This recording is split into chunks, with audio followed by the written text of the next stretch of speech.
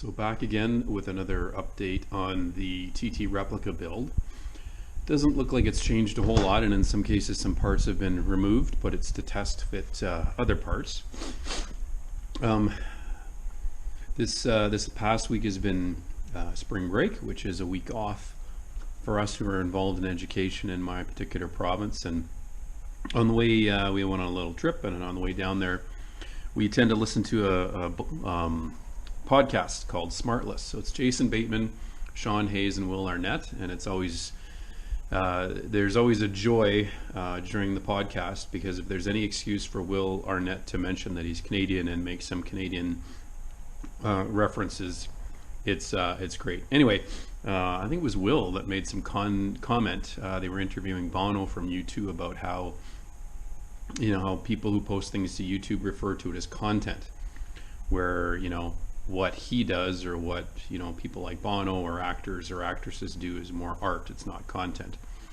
I'm not sure what I'm doing here is art, but it certainly is content, and for some people it must be interesting, because I'm up to 207 followers. So I don't know, I think by the current metric, another 9,000, or is it 109,000? Anyway, I'm still a ways away from YouTube sending me royalty checks, but I'm glad people are finding this project somewhat interesting. Anyway, so what we'll do is we'll go from front to back. So you can see that I've made a few pieces with my noisy stool here. So I've got the clip-ons on. I can't recall if they were on beforehand. And I've mocked up a little mount here for the brake reservoir and clutch reservoir, mainly to keep it inside the fairing. Obviously, it doesn't look like you can see the gauge very well if you take a look at the sight line through the middle, but you can. And anyway, when you're on the track, how much are you staring at the gauge anyway, or looking at the road out in front of you? So that's one thing that I made up here. And this cut piece here, as well as, I'm not sure how well you can see it, but the bracket for the regulator rectifier here, it's got some holes carved into it, lightning holes. And with the thinner aluminum, what I like to use, maybe I'll turn on another bank of lights here. You see, like, cleanliness is next to godliness when it comes to my workspace. My dad used to be an aircraft mechanic, and so what he left with me, as well as this lovely tool chest, Mastercraft Canada, not quite snap-on, but it's lasted 30, 40 years probably, maybe even 50, are these neat hole saws. Now I've got a ton of bimetal hole saws that you put in a drill press, and if you've ever used these things, you know that as they turn, it's never perfect, so they always walk a bit. So the end result is either a hole that's slightly oval, or if it says 7/8, it's always more than 7/8. And for thin aluminum, you certainly don't need a hole saw. So what he's got are these Greenlee radio chassis punches. So it's Greenlee Tool Company out of Rockford, Illinois. And have you ever, like, this is, to me, again, I'm turning into a bit of a weirdo, but a metal reinforced cardboard box. So Dad probably bought these in the 60s, I'd guess, maybe even the 1970s. And when you look at home-built aircraft, or any light aircraft, for example, weight is the enemy. So you'd see these beautiful cockpit instrument panels and all these perfectly cut holes where all of the gauges go in. Now, of course, nowadays they talk about glass cockpits and everything's digital and flat screen and that sort of thing, but back in the day they had analog gauges. And so to make these holes the correct size for these gauges, you'd get these it's not even a punch. So what happens is, you can see that it's got sharp edges here around the outside. And once you've drilled your pilot hole or your center hole, and in this case it has to be a pretty big hole size, I think it's like 5/8, you slowly turn this down like this, and it would slowly, snip or take a bite out of the aluminum, and there'd be a perfectly, almost perfect, these tools wear out, but a nice round hole. It takes half the time, half the aggro of setting it up on the drill press, and it leads to a really nice round hole. So I've got a few of them here that that I inherited from Dad, and I think they're all different sizes, like 1 3/16 and 1 5/16. So again, you can't even find hole saws those size anyway, and like I said, once you start turning it on the drill press even, it is never 1 5/16. It's always a size bigger or oval. So anyway, I'm turning into a bit of a Luddite, and I really like these old-fashioned tools that come in handy. I'm not sure these are even worth anything, because again, no one is building sport light aircraft with analog vacuum or pressure gauges anymore. It's all digital. But when it comes to making lightning holes in brackets, these come in handy. So anyway, a bit of a history lesson for you. So that's on this mount here. And the only thing is that I might have to remake this, because the outer diameter up close to the top triple clamp is 50 millimeters, which is a pretty common size. But I've noticed some TT replicas have their handlebars set much lower. Their tank is lower, so I'm gotta be careful here. But this might be suitable, and this can be left alone. But I might be in a situation where I have to actually mount the handlebars down here, and this is 58 millimeters, which is a common CBR 600 size, but these clip-ons won't work. So we'll leave it here for now.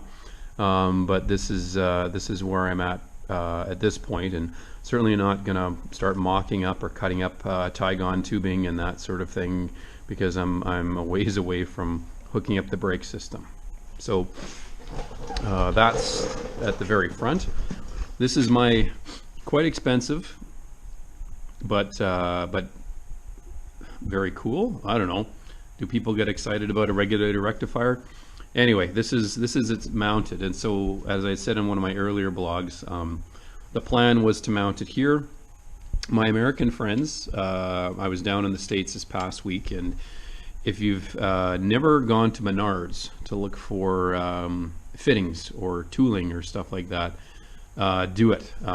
They've got the neatest stuff there in their bulk bolt bins. And again, what kind of weirdo gets excited by Menards' selection of bulk bolts? Me.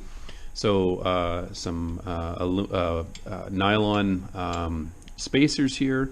They had a bunch of neat bolts. They got a complete set of drill bits, titanium coated drill bits for $9.99. Anyway, but if you're building your own project and you're stuck for hardware, if you're close to a Menards, that certainly helps. So this is my not inexpensive regulator rectifier, and as I'd said in one of my earlier blogs, it's wired right to the battery itself.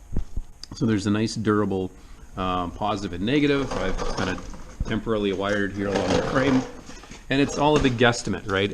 I ended up probably speccing that's probably a foot too long in terms of its overall length. I'm reluctant to cut these wires and then solder them together shorter. I think I'll just tuck this up out of the way, and it is what it is. If I ended up having to move this battery box up to here, like they often are, the extra length will come in handy.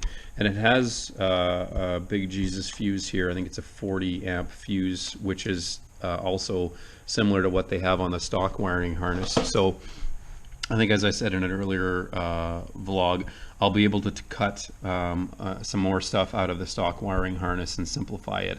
And I have heard about guys, when they're developing their race bikes, wire the regulator rectifier straight to the battery, which this has already been done here. A couple other minor things. I haven't met him, but he seems like a nice guy. Scott Wilson from Italian Iron Classics, who sold me some neat stuff before. He sent me the rubber bushings here for the tank. I ended up getting 6 of them. I'll probably put 1 here and here on each side, and then keep 2 for spares, as are always important. So that's got the tank situated here with this strap. And as I'd said earlier, I'm going to need to cut this whole bung section out. And again, I'm just reluctant to start hacking away with the angle grinder just yet until I get the bike up and running on an auxiliary tank. Carbs are out, and maybe wrenching bikes for 20 years have taught me a few things. So I rebuilt some parts of the carb with a kit that I got, but the fuel rail on these flat slide carbs, you're able to turn it or orient it. And it seemed, I don't know, it just, the whole thing seemed dry, if you can sense dry O-rings by turning a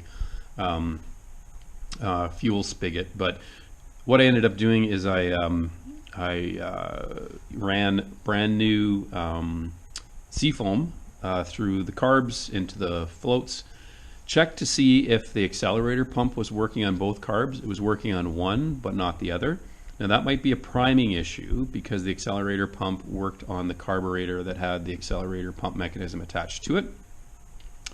The other thing too is I filled up the float bowls and just added like a little bit of pressure with a syringe into the float bowls, and sure enough, it started leaking past the O-rings. So again, rather than having this all set up and full of fuel and then have the carb start leaking on a nice warm cylinder, I kind of did some preliminary stuff and realized I need new carburetor fuel spigot O-rings. And who sells them but Frank from Frank MX Parts in the Netherlands. He gave me a bit of a discount on a carburetor rebuild kit, and I also replaced the hose that connects the accelerator pump on the left carb with the right carb. And as I went to sort of, oh, I better take this off to measure it, it actually just broke. So one of the problems could have been too is that the hose connecting the two wasn't keeping a vacuum, and you know, obviously it was petrified and came apart in chunks. I actually had to cut the hose off the brass nipple on each float bowl because it had just basically turned to plastic and welded itself to it. So I've got some nice Viton tubing that's fuel resistant to connect the two. So that should work. And of course, you know, I'll take the carbs apart, use a bit of air pressure, blow out the accelerator pump spigot on the one carb, and make sure everything is good to go. But this rebuild kit comes with the O-rings I need. I'll have some extra float bowl gaskets, which is never can have extra, and even a new accelerator pump diaphragm. So again, it might be an issue of just needing it to be primed, but you know, one carb was squirting seafoam into the intake. The other one, it seemed dry as a popcorn fart, as my dad would say. So you might as well tear it apart now when it's still bloody cold out and I'm nowhere close to getting this bike up and running. So do all that stuff ahead of time so you're not spilling fuel over things when things start to get warmed up and hot. Okay, so moving towards the back, you can see that my bolts are in. Now they're too long on the other side, but what I've done is I've used some nylock bolts on this side and then coated the threads towards this end with red Loctite. So this will ideally essentially become the bolt head, and then this will be able to be removed when you take the bolts out. But the shouldered spacers that I had spec'd line up well, and there's a little washer there, and I'll be able to put some torque onto these things when I go to tighten down the frame for the last time. So I'll cut these off, file it to take away any sharp edges, and again, not the cleanest solution, and I'm already visualizing a better solution for this going forward, but it's going to require a lot of machining and probably a lot of expense for what is essentially 2 engine bolts that will be invisible when it's all said and done. And then what's this? This is a titanium exhaust system. So it did show up in the mail from Japan. For some reason I didn't pay any duty on it, so lucky me. I guess Canada Post or Canada Customs missed that one. I did end up, this did have an exhaust can on it at one time, but I've actually removed it. It was in terrible shape. It was very light, but it was, oh, what do they call it? Spot welded. Like it was just a titanium sheet in a nice round configuration, but then spot welded along a seam. The rivets had started to pull. The internal baffle was sized wrong. So the exhaust, you can see it up there, just, I don't know how well you can see it, but to the right of the black box holding old rear set parts and to the left of the tow rope hanging from the ceiling is the exhaust can. So the baffling was the material was basically gone, so it would have needed a rebuild anyway. And the internal perforated core was too short. So what would happen is as the engine runs, the perforated core would probably shake up and down like this and sound like you've got, you know, wrenches and bolts in a dishwasher. So I ended up just cutting it off. And I think what I'll do is this is a 16 millimeter OD here, or 2 3/8 as you can see.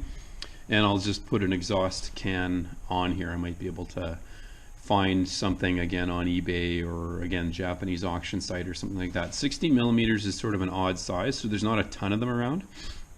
Mostly it's like 51 millimeters or 2 inches, but there are lots out there, and again, it's a combination of finding something that that isn't too terribly loud, but also not too heavy. So the idea is I'll run the can off here, and then a exhaust pipe, sorry, a muffler mount coming off this side. So I've only got the one side on. The front, the engine mount gets in the way. So I'm back to, at this point, waiting for my modified swing arm pivot to get done. And I think I've said before, like, I could go to a industrial machine shop, pay $150 for basically 10 minutes of work to get something done, or I pay a lot less than that, $20, for a local guy to do it. It's just waiting. That's what we have to do, is we have to wait for it to get done. So next weekend is Easter, so I'll get an extra day off work, and I'd love to be able to sit down and work on the rear set solution after getting this thing up on its wheels. So I'll maybe stop by there this week and inquire, and maybe offer him more money if he's able to get it done this week before the Friday holiday. Because nothing says celebrating Easter like working on motorcycles. The only other thing, and I thought I'd really screwed up, or screwed the pooch here, getting this rear pipe in place. It's so tight. Once it's in place, it clears everything well enough, and this is going to have some sort of orientation like this once, you know, everything's fitted.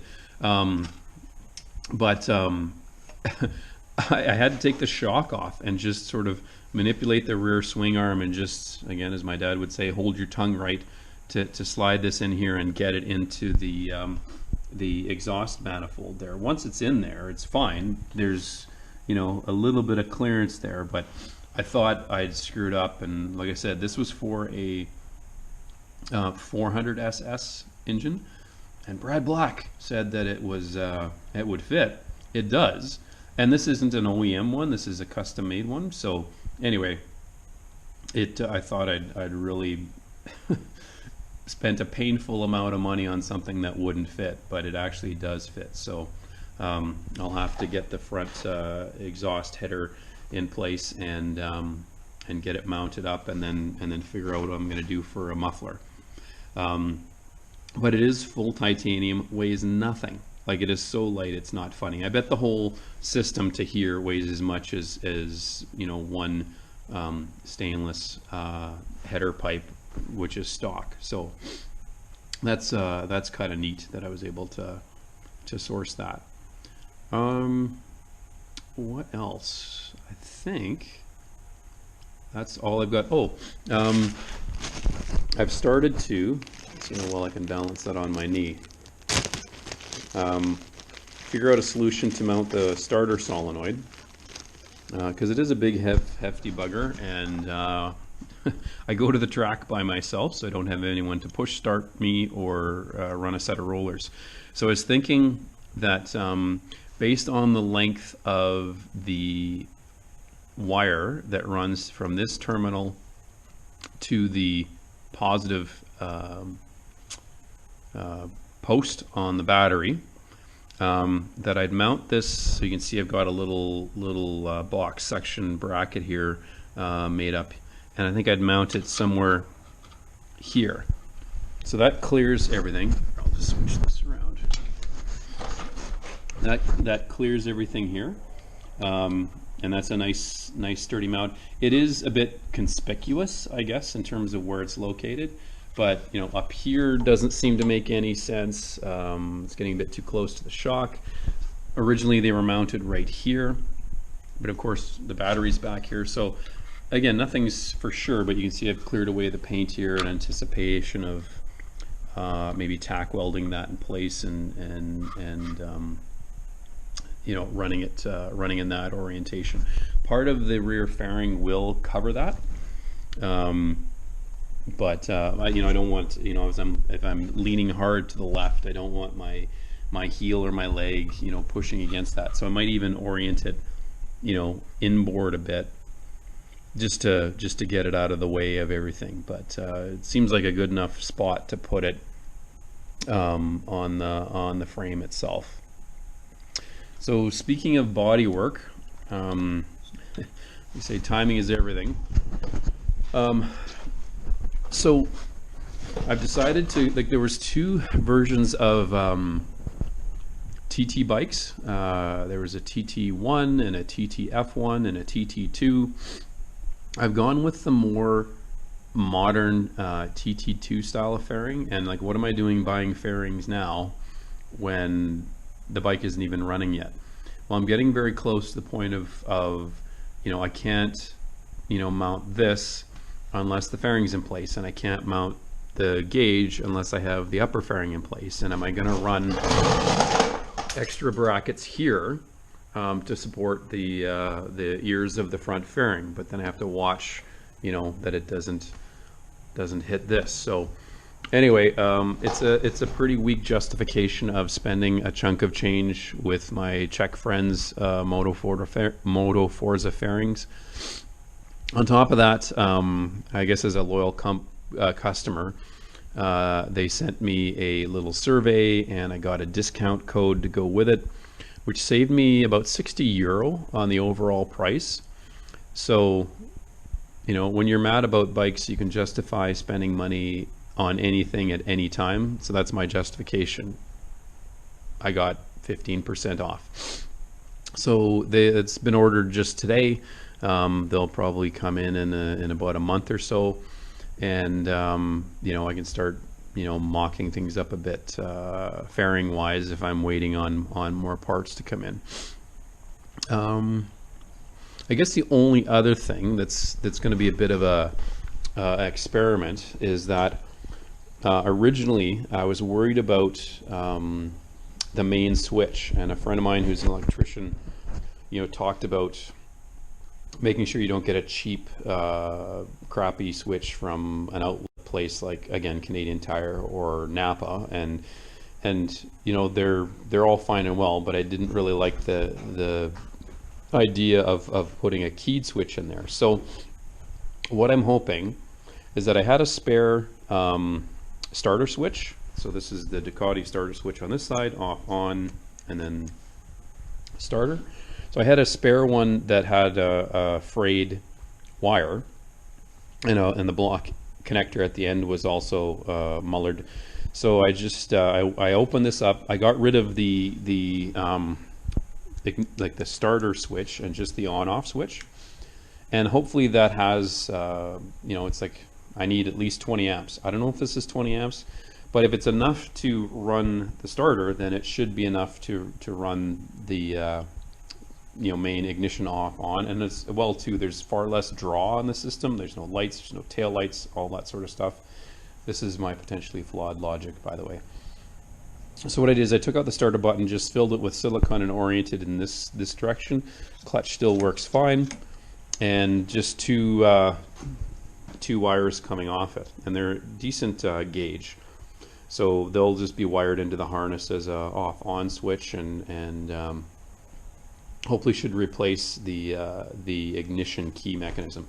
This little hole here is for a little accessory switch I've wired in just to turn the tack off and on, so there's no draw on the battery once it gets set up. So even though there hasn't been a ton of stuff done, except for some bolts and that sort of thing, and a regulator rectifier at the front, kind of a longer blog update. So just chipping away at the project as parts come in and as time allows.